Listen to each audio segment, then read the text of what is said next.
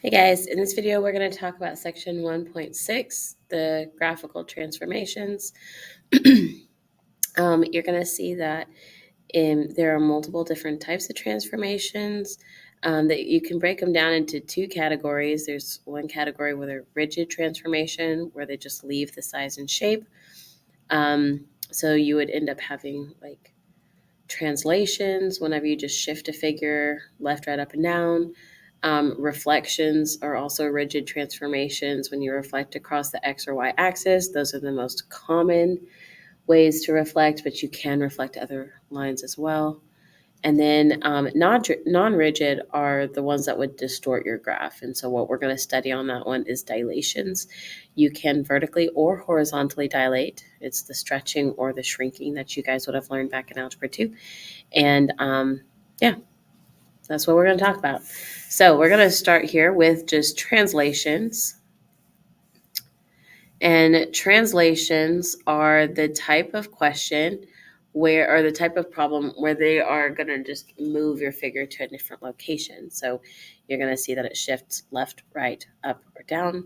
And so whenever to tell the difference between the two, horizontal translations, they happen like inside the function with your X value. So with the input. And what that does is that changes the X that's inputted, so it moves it left, right, up, or down. The vertical translations are the ones where you just add or subtract a number at the end of your function. So it just changes whatever function you already have and adds or subtracts a number to that Y value so that it moves up or down. So the biggest thing that you want to keep in mind is that horizontal is kind of backwards than what you think. So like here where it says X minus C, minus would make you think that you're moving left, but it's actually the opposite. So you're actually moving right. Here where we have X plus C, it's actually moving left. Now vertical is exactly what it sounds like. So when it says plus, that's up. When it says minus, that's down. And what we're going to do real quick is just talk about these two little questions and get some answers. So they've just asked, they've given us an absolute value parent function. They said, how has this been transformed? Well, on A, what they did is they subtracted this 4 on the outside of the absolute value bars, which means that they just took the original function and subtracted 4 from the whole thing. That is what we call a vertical translation, and it's going to be that one that moves us down.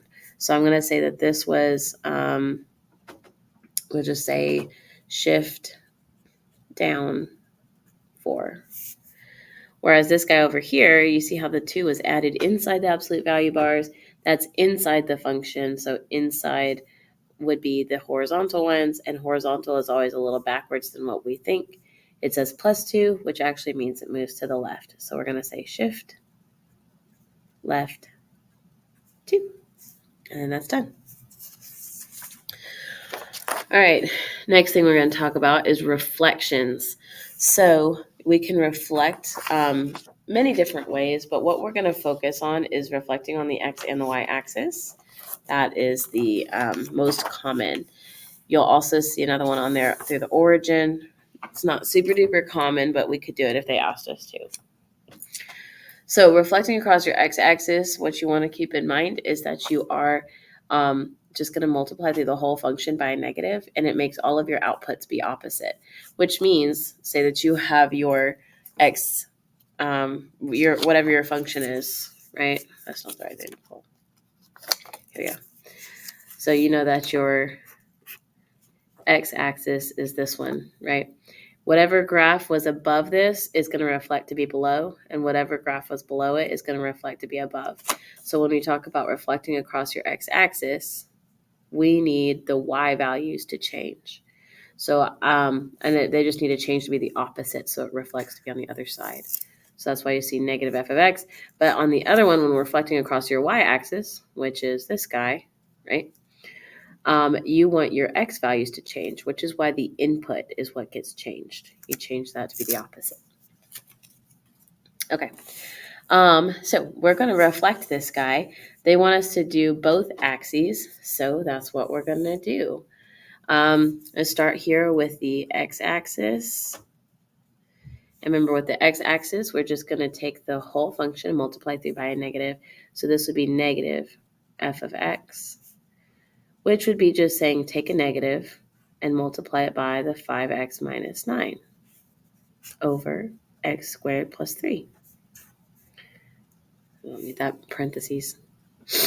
Okay, so what we have is a little invisible 1 here. So that sometimes helps.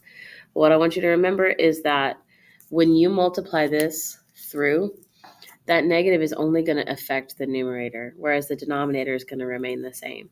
So this would be a negative 5x plus 9 over the same old x squared plus 3. And then that's done.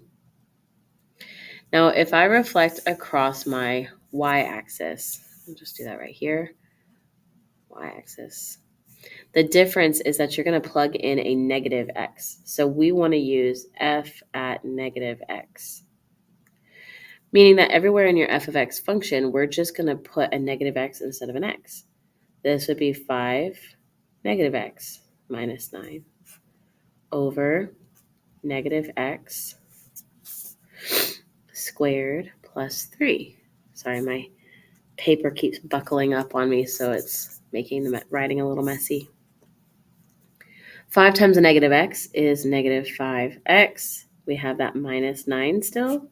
And then negative x squared, you're thinking negative x times negative x. Negative times a negative is a positive. X times x is x squared. And then we have our plus 3. So you can see reflecting across the axes, these were different.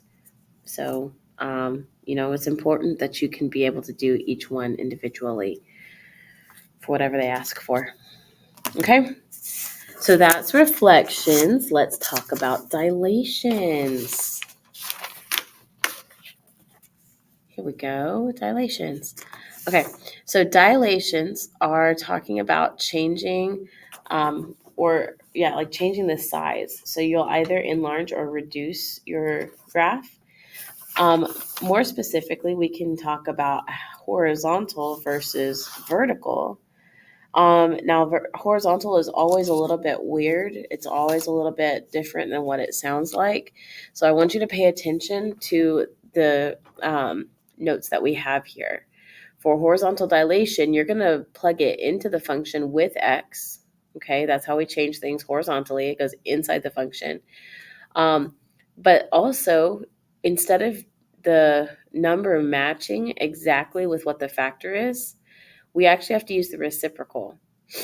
So whatever they tell me the factor is that it needs to change by, you're going to need to flip that, use the reciprocal when you plug it into the function. Vertical, you don't need to do that. On vertical, you just multiply straight through the whole function by whatever they tell you the factor is. That one is really straightforward. But the horizontal is a little bit awkward, so you have to just be a little careful. All right, we're going to do this part A. They've given us a little curve. They called it C1, but we can, they kind of gave it like a lot of names. So sometimes they like to be complicated with their notation. They've called the exact same functions C1, Y1, and f of x. All of it is to indicate the x cubed minus 16x, okay? Now, when they tell us that we're going to vertically stretch, we're getting this C2, right? Which is going to be a vertical stretch of my function by a factor of 3. So vertical stretch, remember that we're just going to multiply through the whole function by that value. So I'm going to do 3 times the f of x. You also could have used that dot. It doesn't really matter. So I'm just doing 3 times, and then we're going to plug in the f of x function. X cubed minus 16x. This is going to give us 3x cubed minus 48x. So that's if I were to take it and stretch it vertically by a factor of 3. But what if we did a horizontal shrink instead? So that's going to be my next one. Remember that horizontal is always a little bit backwards from what we want to think it is. So just always keep that in your brain. They're telling me that my factor on this one is a 1/2. And because my factor is a 1/2, we have to use the reciprocal of that to plug into the function. So we're going to say C3, that's going to be f evaluated at reciprocal of my scale factor, x. So we're going to use 2x. Now I know there we go, there's my function. Wherever we see an x in my original function, we're just going to replace it with parentheses 2x. So parentheses 2x cubed minus 16 parentheses 2x. If I were to cube this, y'all, cubing 2x is going to be the same as doing 2x times 2x times 2x. 2 times 2 times 2 is 8.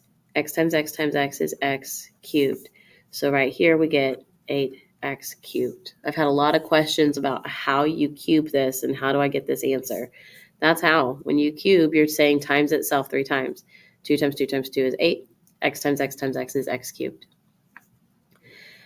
16 times 2, we get this minus 32x. And there it is. That's your horizontal shrink by a factor of 1/2. All right, cool. Last thing we have is to combine transformations. If they give you multiple transformations, how do we perform those? You go in the order that they tell you. That's really important that you go in order. If they were to give you the order algebraically, then I would make sure that you kind of follow the order of operations, PEMDAS. Please excuse my dear Aunt Sally, however you learned it. And yeah, I mean, that's it. But if they give it to you verbally or written like this in words, then I would just make sure that you follow it in the order that they're listed. So we're going to do this, the same function. We're going to transform it in 2 different orders. We're going to use in the order they're written first, and then it's asking us to do the exact same thing in reverse order so we can see the difference. All right, so we're starting off with this function, just the plain old parent function, y equals x squared. Now, when I do my first transformation, this is no longer going to be the same function. I'm going to call it y1 just to keep it organized. But they say to do a horizontal shift of 2 units, right? So I'm going to, within my function, I am going to subtract 2. Remember, horizontal is always backwards what we think. Then we need to do a vertical stretch by a factor of 3. So this is going to be y2. We're going to vertically stretch, multiply the whole thing by 3.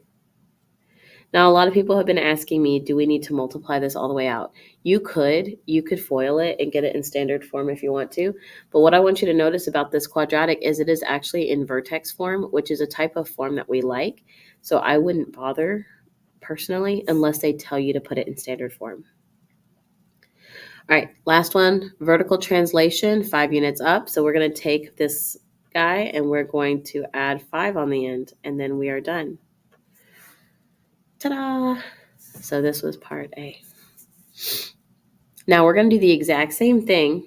Part B says to do the exact same thing, but in reverse order. Okay, so I want you to see how it changes when we do this. So we're starting off with the same function. We're going to have that y equals x squared. And we're just going to go backwards. We're going to start first with the vertical translation 5 units up. So you're just adding that 5 on the end. Then we're going to do a vertical stretch, which means we multiply through my entire function by that factor, which is 3. So this is kind of the moment of truth where things are going to be different. We're going to distribute this 3 through the parentheses because this is not in vertex form. The last one had been in vertex form. You see the 2 on the outside? The squared is not on the outside. It's not in vertex form. So I need to go ahead and distribute this through. Now, we did the last one. We did the middle one. Now we need to do the first one.